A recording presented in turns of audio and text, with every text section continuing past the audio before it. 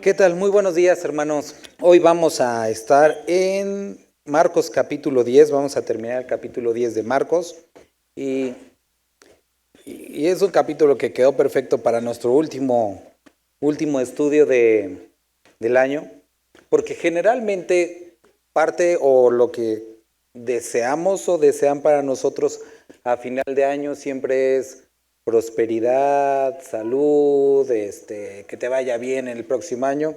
Y son exactamente tres aspectos que este capítulo va a tratar: nuestra relación con el dinero, nuestra relación con el poder o con el éxito o el liderazgo, y también con la salud.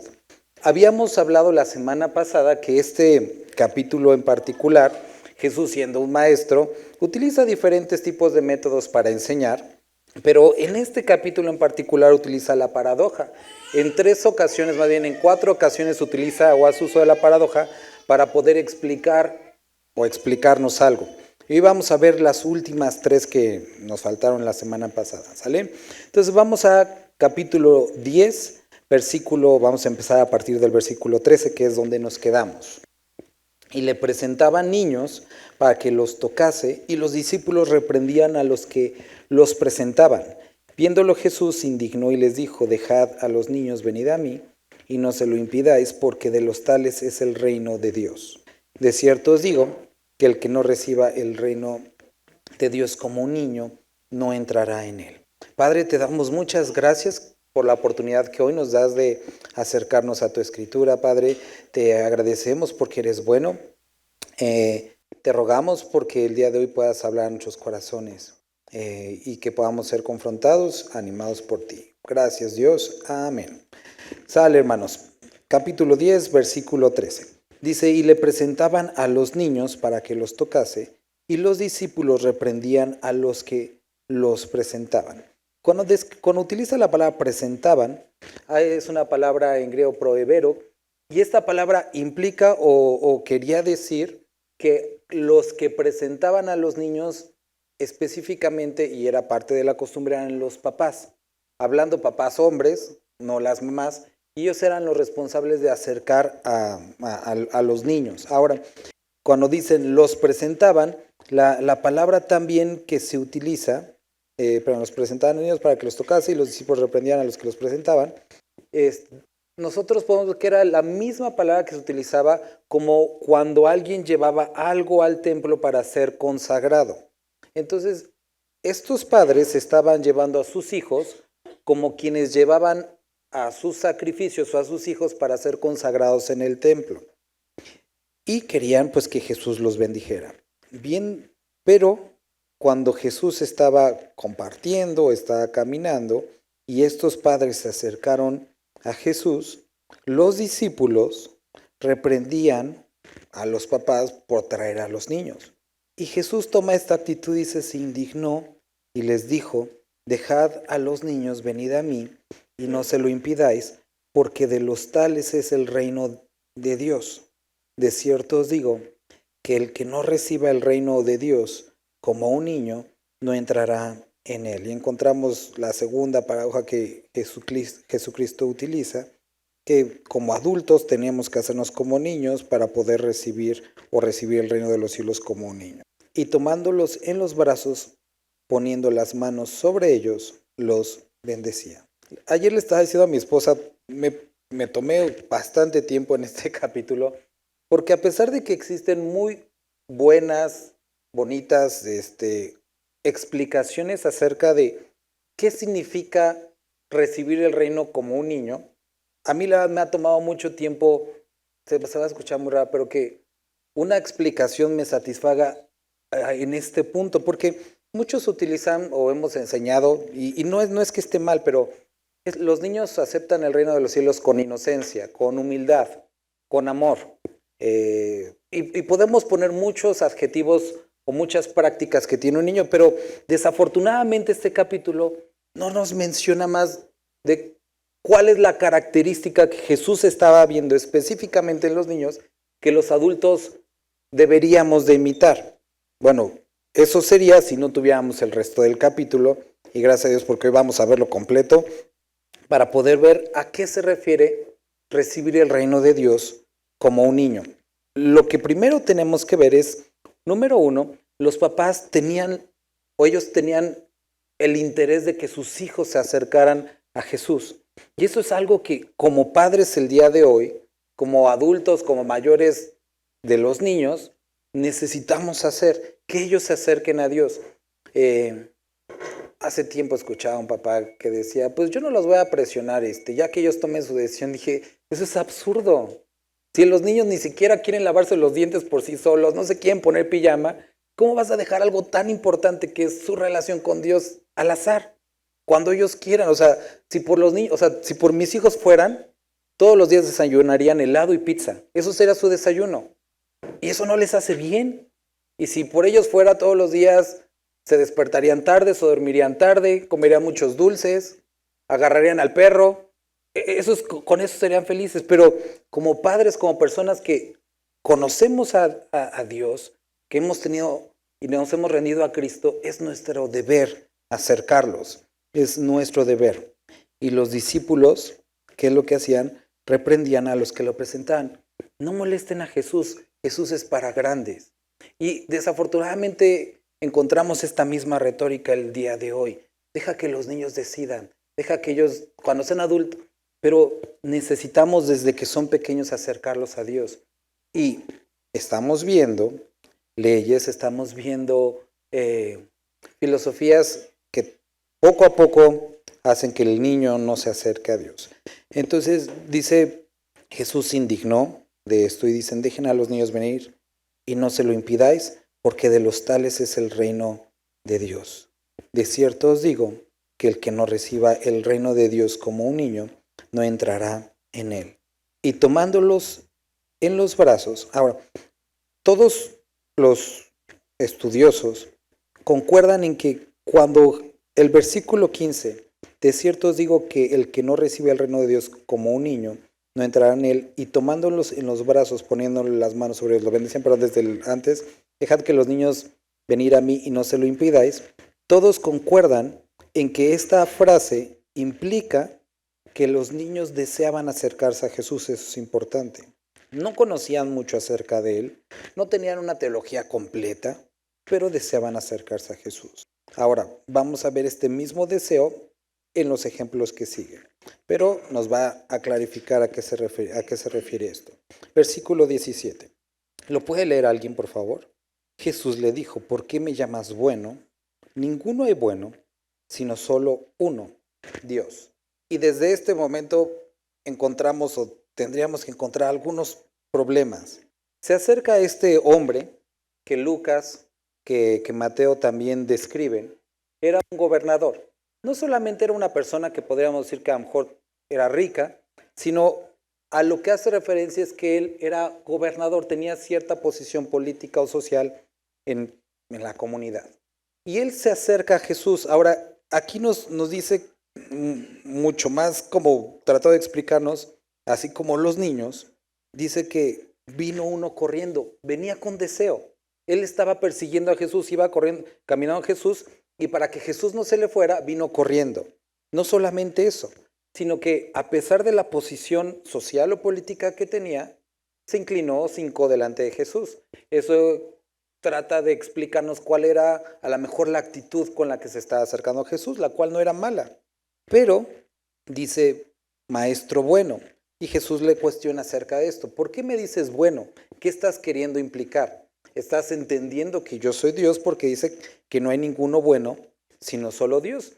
Y si te pones a estudiar, no hay ninguna referencia rabínica, ni una sola, de algún maestro que se le dijera maestro bueno, porque ellos entendían que el único bueno era Dios. Entonces Jesucristo lo está tratando de como hacer reflexionar si él entendía o si lo que estaba diciendo es tú eres Dios, tú eres el Mesías. Pero aquí es contradictorio. ¿Qué quiere decir el Mesías, hermanos? ¿Se acuerdan? El ungido. Este título hacía referencia a el que nos iba a salvar, el Salvador. Pero ¿qué está preguntando él? ¿Qué puedo hacer yo para salvarme? Tú eres el Salvador, pero ¿qué puedo hacer yo para salvarme? Es contradictorio. Y esto era el asunto que va a tratar. ¿Qué puedo hacer para heredar la vida eterna? Jesús le dijo, ¿por qué me llamas bueno? No hay bueno, sino solo uno, Dios. Los mandamientos sabes. No adulteres, no mates, no hurtes, no digas falso testimonio, no defraudes, honra a tu padre y a tu madre. Y vemos la segunda parte de los mandamientos que tienen que ver con la relación hacia los que nos rodean. Entonces respondiendo le dijo, Maestro, todo esto he guardado desde mi juventud. Entonces Jesús mirándole, le amó, y esto te animo a que lo puedas subrayar. Y lo que le va a decir a continuación no es como producto de que, ay, me caíste gordo o que estás mal, sino es producto del amor que Jesús sintió hacia este joven. Y le dijo, una cosa te falta. Anda, vende todo lo que tienes y dalo a los pobres. Y como resultado de esto, le dice que tendrás tesoro en el cielo. Pero para poder heredar la vida eterna, le dijo, ven, sígueme tomando tu cruz. Pero él, afligido por esta palabra, se fue triste porque tenía muchas posesiones. Entonces Jesús, mirando alrededor, no directamente a este hombre, dijo a sus discípulos, cuán difícilmente entrarán en el reino de Dios los que tienen riquezas o tesoros. Los discípulos se asombraron de sus palabras, pero Jesús respondiendo volvió a decirles, hijos, cuán difícil le es entrar en el reino de Dios a los que confían en las riquezas. Más fácil es pasar un camello por el ojo de una aguja que entrar un rico en el reino de Dios. Ellos se asombraban aún más diciendo entre sí, ¿quién pues podrá ser salvo? Entonces Jesús mirándolos dijo, para los hombres es imposible, mas para Dios no, porque todas las cosas son posibles para Dios. Y necesitamos analizar esta escena. Lo que está sucediendo aquí es un hombre con una posición social, es una persona que todo el mundo respetaba de alguna forma, tenía riqueza, y en ese tiempo la riqueza estaba asociada con el favor divino.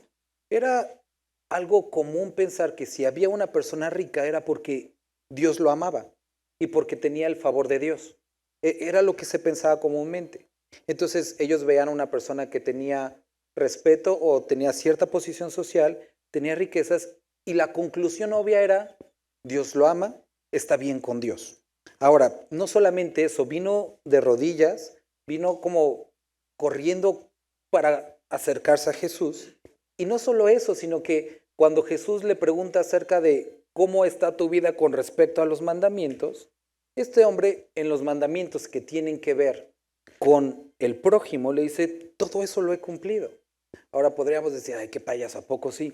Pero Pablo, ¿se acuerdas de Pablo? Pablo en una de las porciones, él dice, en cuanto a la ley, irreprensible. Eso quiere decir que Pablo mismo consideraba que en su vida pasada, él había cumplido la ley de una manera irreprensible. O sea, no había nadie que le pudiera decir, Pablo no cumplió la ley. Era lo mismo con este joven.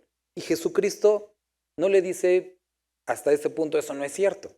Lo deja pasar y nos hace pensar que era una persona moralmente correcta, exitosa, de respeto, rica, y podríamos decir, era un tipazo, tenía todo. El asunto aquí es que cuando Jesús le pregunta, ¿por qué me dices bueno? Eso implicaba o le estaba haciendo ver a él que realmente no conocía quién era Jesús. No estoy diciendo que Jesús no fuera Dios, Jesús era Dios, pero su afirmación y lo que iba a pasar a continuación denotaba que posiblemente no conocía completamente quién era Jesús. Pero también aquí había un problema, que él no conocía quién era él mismo delante de Dios, porque se presenta como una persona que tiene todo. Y Jesús le dice, ok, voy a revelar delante de tus propios ojos cuál es tu problema y si realmente estás cumpliendo los mandamientos. Le dice, una cosa te falta.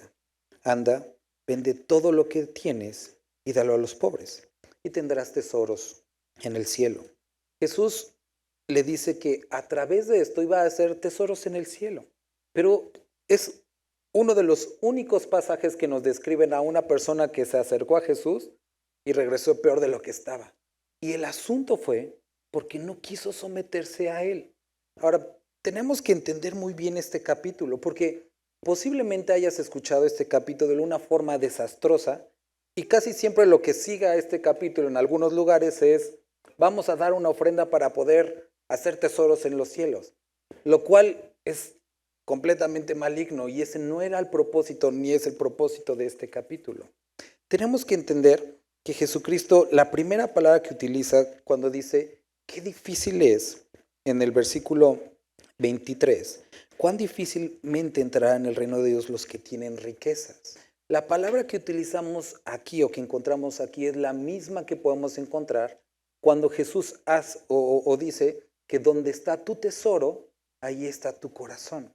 Y puede ser que a lo mejor para algunos la riqueza sea la monetaria, pero algunos posiblemente su tesoro no esté en lo monetario, esté en el deporte, en alguna posesión, en la familia, en el hobby o en sí mismo.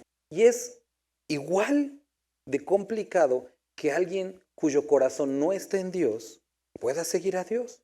Porque Jesucristo dijo, donde está tu tesoro, ahí está tu corazón. Eso es lo que te importa, eso es lo que vas a hacer, eso es lo que vas a buscar. Y ahora, y en esta porción, obviamente, el enfoque tiene que ver con también lo económico. Y esto es algo que nosotros debemos de entender. Primer punto, cuando nosotros hablamos de un evangelio de la prosperidad, esos evangelios o esas predicaciones que giran en torno a tú dale a Dios y Él te va a dar más y si tú le das 10 te va a dar 100. Los únicos que se benefician de esas predicaciones son los que las enseñan. Todos los demás no se benefician de ello. Ahora, aquí quiero que notemos que realmente lo que Jesucristo está enseñando es lo opuesto.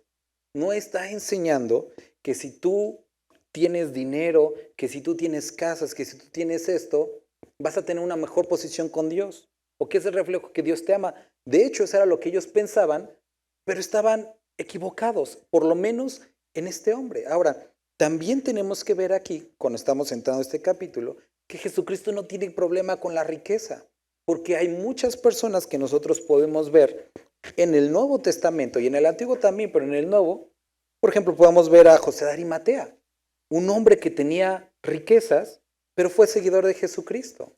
Podemos ver varios ejemplos y el problema aquí, lo va a describir, no es las riquezas en sí, no es la familia, no son las posesiones, no son los hobbies, es tu percepción o la posición que los pones delante de Dios. Y si las riquezas, los bienes, no están tan bien sometidos a Dios, van a ser un impedimento como lo puede ser cualquier otra cosa. Dice, entonces Jesús mirándole le amó. Y como Dios nos ama, esta palabra debe de hacernos entender qué es lo que quiere Dios con nosotros y las riquezas. Una cosa te falta, anda, vende todo lo que tienes y dalo a los pobres. Podríamos considerar a este joven decir, bueno, quería a Jesús, era humilde a pesar de tener riquezas, y se acercó. ¿No sería suficiente con eso? Pablo escribiendo a la iglesia de Corinto, segunda de Corintios, si quieres anótalo y después lo lees, capítulo 8, hablando precisamente del mismo tema, de la ofrenda que se iba a dar para los santos. Dice, versículo 7, por tanto, como en todo abundáis, les dice, ustedes abundan en fe, abundan en palabra, en ciencia, es decir, eran personas que no solamente tenían conocimiento, sino sabían cómo aplicarlo, en toda solicitud y en vuestro amor. Entonces decíamos, son creyentes como completos, pero Pablo dice, abundad también en esta gracia. Entonces, a pesar de que eran personas que tenían conocimiento, que eran solícitos, que eran amorosos, era importante que esta área de lo económico estuviera sometido a Dios. Y esto es algo importante cuando vemos capítulos como estos. El que nuestra economía esté sujeta a Dios no quiere decir que la des a la iglesia, porque eso es como el truco que muchos usan.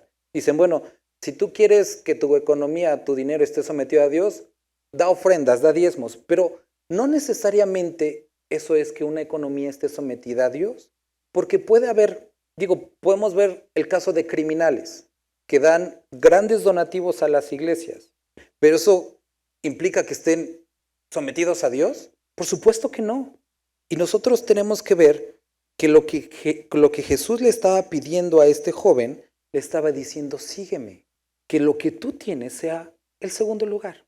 No, y vuelvo a repetir, una economía sujeta a Dios no es cuando tú das tus diezmos y ofrendas.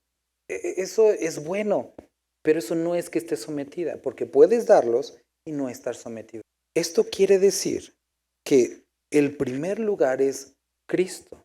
¿Cómo se podría a lo mejor ver una economía sujeta a Dios? Podemos ver, y te animo después que puedas leer 2 Corintios capítulo 8, o por ejemplo, en pasajes como de Deuteronomio capítulo 14, cuando habla acerca de los diezmos, nos describe que estos tienen una razón. La razón, muchos dirán, sí, que haya alimento en la casa. No, la razón del diezmo es que aprendas a temer a Jehová. Es decir, que entiendas que Él es Dios y que Él es dueño no solamente de tu tiempo, de tu salud, de tu familia, sino también de esta parte que uno considera algo personal. Entonces, cuando nosotros estamos primeramente sometidos a Dios, que es lo que trata el capítulo 8 del 2 de Corintios, ustedes son capaces de dar a los demás porque primeramente se dieron a Dios. Y este es el orden que está poniendo aquí. Sígueme y da lo que tienes a los pobres. No quiere decir que a todos en este momento nos diga, regalen todo. Pero lo que sí nos está diciendo, porque es la segunda vez que lo repite, sígueme.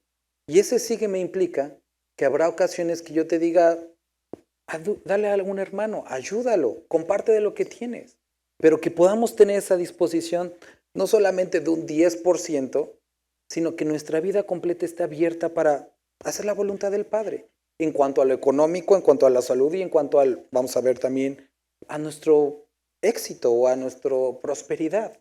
Ahora, le dice, da todo lo que tienes a los pobres y harás tesoros en el cielo. Y ahorita les decía, esto es algo muy importante. Muchos, desafortunadamente, enseñan que tanto diezmos como ofrendas tienen que ver con mostrar, no sé, salvación o cosas raras, ¿no? Pero lo que la palabra describe es para que aprendas a temer a Dios. Porque Dios lo que quiere no es crear personas que contribuyan, sino criar hijos. Y es una forma de, como a veces llega a pasar, ¿no? Ahorita en Navidad, que le das dinero a tus hijos para que te compren tu propio regalo, ¿no? Es algo así. Y se gastan el dinero y te compran, no sé, una paleta. Y así a veces nos vemos con Dios. Él nos da todo, pero, o sea, pareciera que estamos como con el SAT, ¿no? Dios, y si le doy a ese señor de ahí, ¿se puede deducir de mi contribución de Dios? O sea, ¿por qué estamos buscando esa forma de cuánto me puedo quedar Dios sin declararlo? Esto es la forma en la que nosotros tememos a Dios. Dios no necesita el dinero, Dios no está pobre, Dios no se va a quedar sin comer, porque Él tiene todo. Esta es una forma en la que tú, así como este hombre, reflejas quién eres. Y esto lo decía Spurgeon. Él decía que él aprendía más de la vida de una persona y del corazón de una persona leyendo su libreta de gastos que su libreta de oraciones. Porque podemos orar de una manera muy hermosa, pero la forma en la que gastamos y que consumimos y que poseemos puede describir más de quién somos y cuáles son nuestras prioridades. Y quiero que noten que, así como este capítulo, no hay ningún conflicto con tener. Dios nos da, qué bueno. Disfruta lo que Dios te ha dado. Disfrútalo. Pero cuando tú encuentres que aquello que Dios te dio es más importante, la bendición es más importante que el que dio la bendición, puede ser que tengas un problema y que tengas que tratar esto con Dios. Y entonces Jesús mirándole, le amó y dijo, una cosa te falta, anda, vende todo lo que tienes y dalo a los pobres, y tendrás tesoro en el cielo. Y ven, sígueme tomando tu cruz. Pero él se fue afligido por esta palabra. Entonces describió que su Dios realmente era el dinero, porque tenía muchas posesiones. Entonces, encontramos aquí que no era cierto en su vida, amarás a Dios o amarás a tu prójimo. porque no era capaz de dejar lo que tenía por su prójimo ni por Dios. Y entonces estaba describiendo su condición. Y a pesar de esa condición, Jesús la amó y le dijo, sígueme. Pero él se dio la vuelta.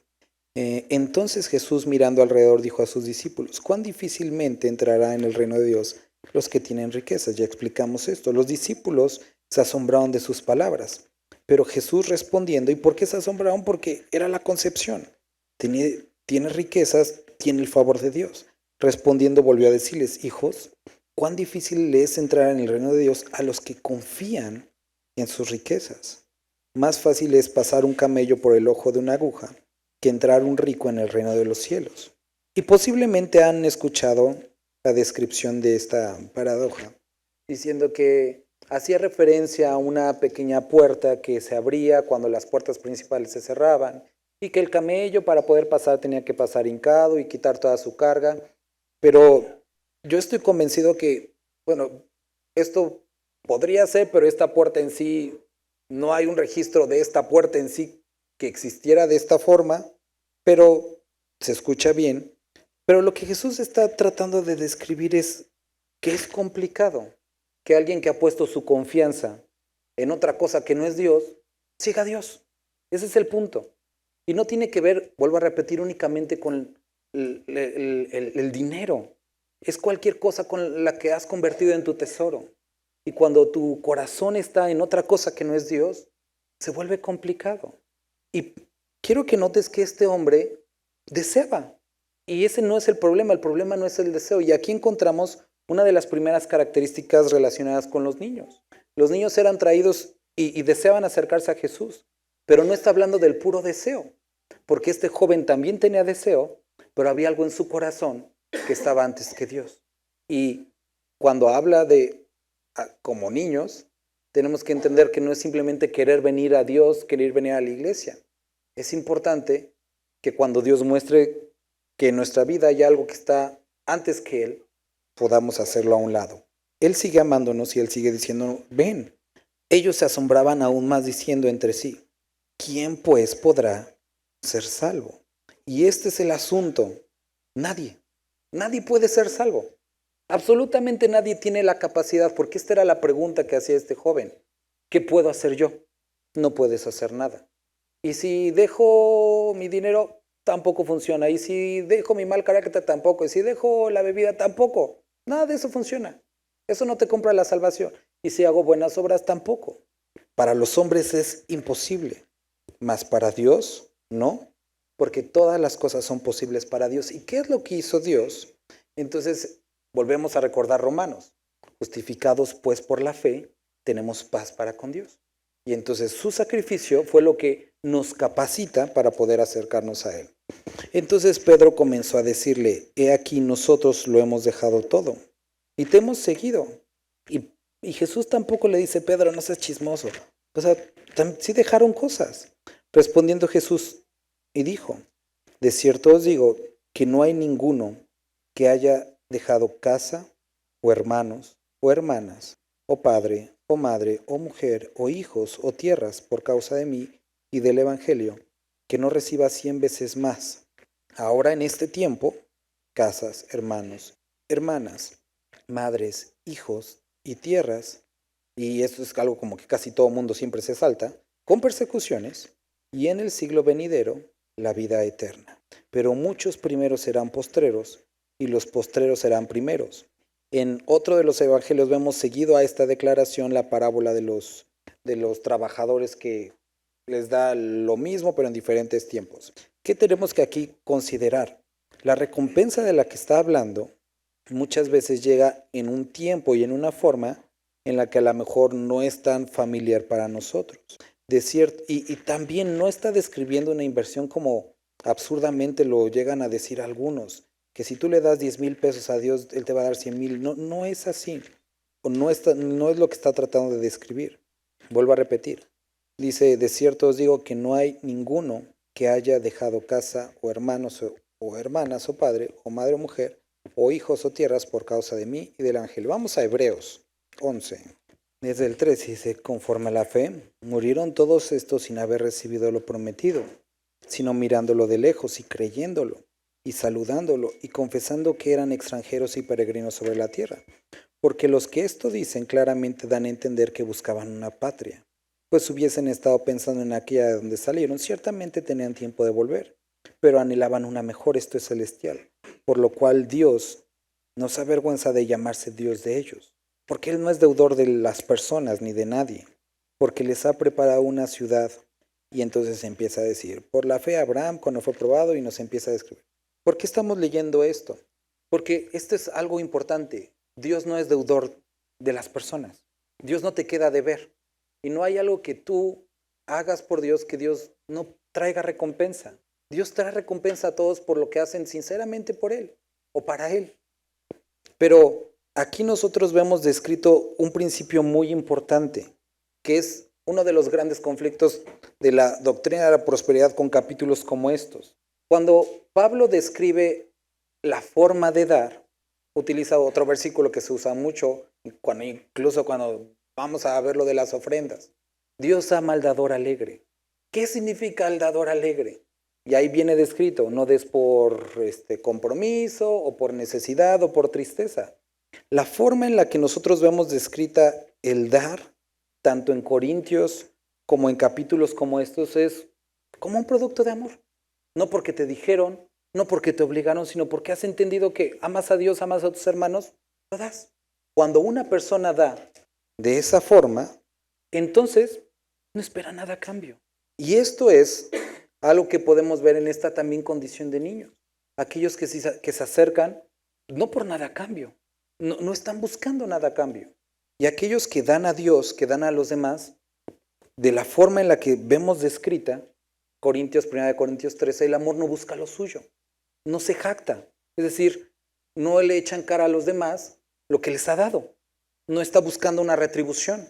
Y entonces cuando vemos estas personas de fe en Hebreos capítulo 11, ellos murieron sin recibir lo prometido, pero dice que Dios no les quedó mal, porque Él está preparando algo mucho mejor. Y la forma en la que Dios retribuye siempre es mucho mejor. No estoy diciendo que únicamente es en el cielo, retribuye aquí y en el cielo, pero es de una forma mucho mejor. Les platicaba la otra vez la historia de un hermano un pastor que estuvo mucho tiempo en Haití, pero antes de irse a Haití, él se pasó creo que como mes y medio con nosotros antes de irse a Haití, y él me decía que una de las cosas que me va a decir le dolían es que nunca se casó y que él pues siempre le hubieran gustado tener hijos, ¿no? Y tiempo después me mandó una foto estando en Haití y me acuerdo que me dieron ganas de llorar cuando la vi porque estaba ahí y estaba rodeado como de 15 niños ahí colgándosele y todo eso. Y luego vino a mi mente eso, ahí están tus hijos, los hijos que siempre quisiste. No uno, no dos, muchísimos. Y en alguna forma, aquellos que por causa del Evangelio pierden cosas, o sea, la otra vez lo decíamos, o sea, yo puedo tener hoy el descanso, y espero que sí, que si mi casa se quema en Año Nuevo, tengo al menos 20, 30 casas en las que nos podrían recibir. Si mi familia me perdiera, sé que no se quedan solos, porque tienen hermanos, hermanas, tenemos familia. Y esto es lo que está describiendo cuando nosotros venimos a la familia de Dios. Aquello que a lo mejor de alguna forma perdemos por causa del Evangelio, lo ganamos en Cristo. Hubo una época en la que nuestro carro se descompuso y fueron como un mes o 2 meses. No nos faltaba auto todos los días porque un hermano u otro hermano nos prestaba carros y usábamos carros que no eran nuestros, que no habíamos pagado con nuestro dinero, pero era bendición de Dios y de alguna forma tienes aquello que según tú no tienes. Dios también da de una manera abundante a aquellos que ofrendan, que diezman, por supuesto. Pero quiero que notemos que el patrón es el dar sin esperar nada a cambio. Y cuando se hace de esa forma, lo que se recibe es mucho más satisfactorio porque no lo esperabas. Entonces, dice que muchos primeros serán los postreros y los postreros primeros. Y les decía de esta parábola, la forma en la que podamos recibir. Iban por el camino subiendo a Jerusalén y Jesús iba delante de ellos y se asombraron.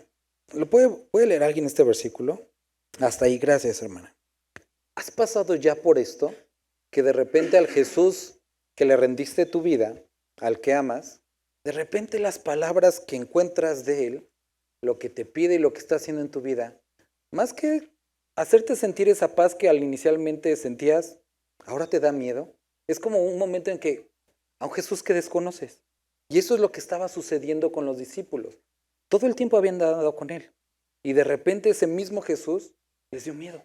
Y cuando lo leemos esta porción en Lucas dice que Él afirmó su cara o su vista como un pedernal, es decir, como estaba decidido, completamente decidido. Y estas son las personas que a veces a los demás les dan miedo, aquellos que tienen una decisión completa acerca de lo que deben de hacer. No tienen dudas, están completamente convencidos de lo que tienen que hacer. Son personas a las que no los puedes hacer dudar, son personas a las que no los puedes mover porque tienen una completa decisión de lo que tienen que hacer. Este era Jesús, Él iba a la muerte. No le daba miedo lo que iba a pasar, lo que iban a decir, lo que les tenía que decir a sus discípulos. Y ellos empezaron a caminar un poquito más despacio, porque ese Jesús, y aquí nos dice cuál era el asunto. Entonces, volviendo a tomar a los 12 aparte, les comenzó a decir cosas que le habían de acontecer. Y aquí subimos a Jerusalén, y el Hijo del Hombre será entregado a los principales sacerdotes y a los escribas, y lo condenarán a muerte, y le entregarán a los gentiles, y le escarnecerán, y le azotarán, y escupirán en él, y le matarán, mas al tercer día resucitará. Y le decían, Jesús, ¿no tienes miedo? No, eso es para lo que he venido a hacer. Y de repente salen con sus cosas. Entonces Jacobo y Juan, hijos de Zebedeo, se le acercaron diciendo, Maestro, querríamos que nos hagas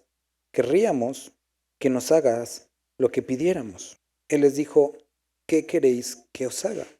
Ellos le dijeron, concédenos, y podemos ver que puede aparecer un deseo legítimo, queremos estar junto a ti, pero que en tu gloria, porque queremos estar en tu gloria, nos sentamos al uno a tu derecha y al otro a tu izquierda.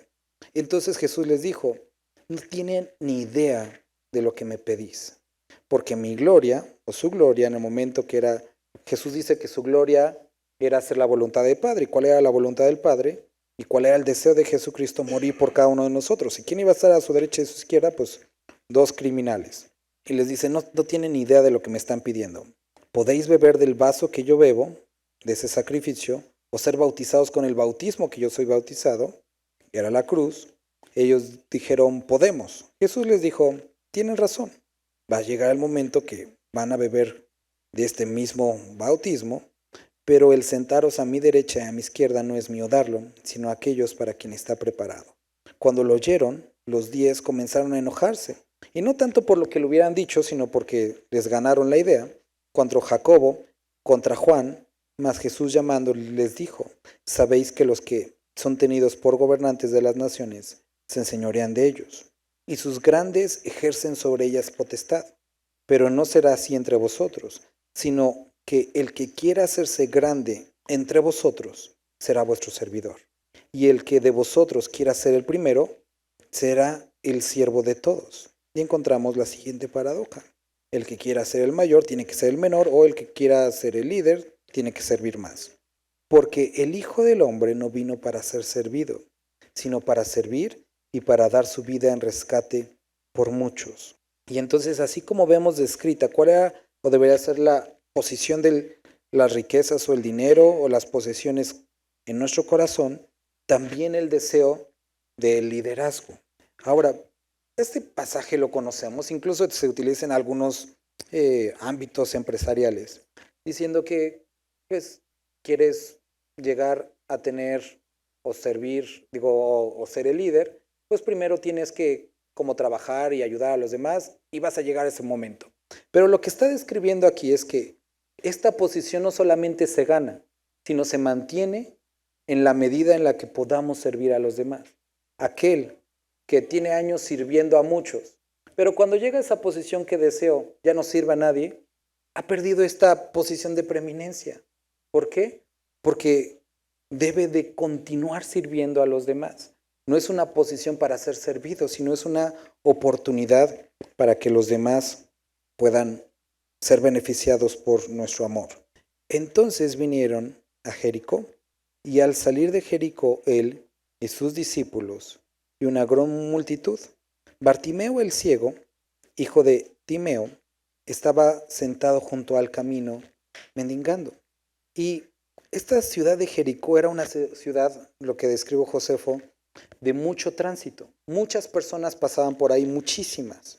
Y piensa, ha de ser como, hace años conocimos a una hermana que ha sido de las que más me ha asombrado. Ella tenía muchos años que había perdido la vista, creo que la perdió desde la adolescencia, pero vivía sola. Tenía hijos, ya, pues ya estaban casados y todo, pero ella vivía sola. Cocinaba sola y yo siempre decía, bueno, ¿cómo le hace? Pero tenía todo acomodado en su casa de tal forma que ya sabía andar solita, cocinar y todo eso. Pero yo siempre pensaba, porque luego se sentaba con todos platicando, y decía qué frustrante ha de ser, pues, no sé, como que siento que te pierdes de mucho, ¿no? Porque a lo mejor no puedes ver a tus nietos, a tus hijos en lo que se han convertido, te dan, no sé, te dan una playera y pues no puedes ver la playera como es, si te queda bien, si tiene, o sea, hay muchas cosas que según, bueno, se perdería, ¿no?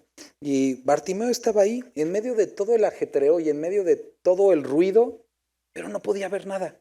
Entonces, oyendo que era Jesús, comenzó a dar voces y vemos a otra persona que también deseaba a Jesús y a decir, Jesús, hijo de David, ten misericordia de mí. Y muchos le reprendían para que se callase, así como a los niños, pero él clamaba mucho más, Hijo de David, ten misericordia de mí. Entonces Jesús, deteniéndose, y esta palabra a mí me llamó mucho la atención el día de ayer nuevamente, mandó a llamarle. A diferencia de los otros milagros, Jesús no fue a él, a pesar de que él tenía el deseo, sino Jesús iba pasando y Jesús sabía la onda de Bartimeo, pero se quedó donde estaba y le dijo, díganle que venga. Y llamaron al ciego diciéndole, ten confianza, levántate, te llama. Él entonces, arrojando su capa, se levantó y vino a Jesús. Respondiendo Jesús le dijo, ¿qué quieres que te haga? Y el ciego le dijo, Maestro, que recobre la vista. Y posiblemente, hermanos, como vemos descrito aquí, amamos a Dios todos nosotros y si estamos aquí es porque deseamos que Dios nos hable. Y no es que los que no vinieron no desean, no estoy diciendo eso, pero estamos aquí porque queremos algo con Dios. Pero puede ser que haya algo en nuestra vida como este joven rico que esté impidiendo para que podamos disfrutar una plena comunión. Pueden ser las riquezas, pueden ser las posesiones, puede ser el afán, puede ser la familia, puede ser tu egoísmo, yo qué sé.